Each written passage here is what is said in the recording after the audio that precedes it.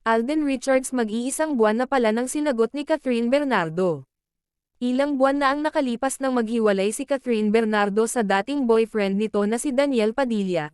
Naging laman nga ng mga balita at mga haka-haka na may dalawang manliligaw nga si Catherine Bernardo, at ang isa nga ay si Alden Richards at Jericho Rosales.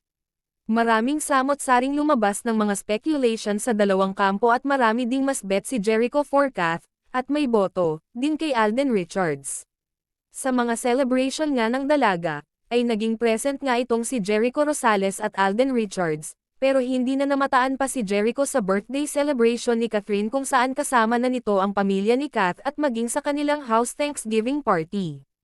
Noong celebration sa Palawan, ay makikita ang pagsuporta at pagkanta ni Alden Richards with Kakay Bautista. Ang title nga ng kanta ay, Bakit Ngayon Ka Lang, kung saan ay doon na pala sinagot ni Catherine Bernardo si Alden. Makikita nga ang dalawa na lantaran na ang kaswitan nito sa isa't isa at laging masaya. Ito ang hindi napansin ng mga netizens, kung saan ay may couple ring ang dalawa kung saan ay naging simbolo ito ng kanilang relasyon at pagmamahalan. Samantala, naging malapit naman ngayon si Alden sa pamilya ni Catherine Bernardo lalong-lalo na sa ina ni Kath na si Mommy Maine.